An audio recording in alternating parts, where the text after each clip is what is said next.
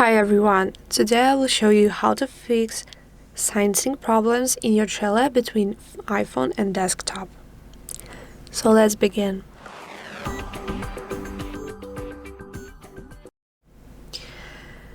So sometimes this problem happens, and the first you need to check is your Wi-Fi connection right there.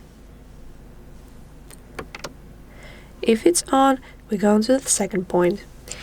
You just need to go to the app and reopen this. Make sure you're logged out in the same Trello account on the both devices. Also, you need to check is your Trello app need an update. You just need to go to the App Store, find your Trello app right here, and if you see here option update, you need to update this right now. After those steps, your code should be synced correctly. I hope this helped you. Thank you for watching and see you later. Bye!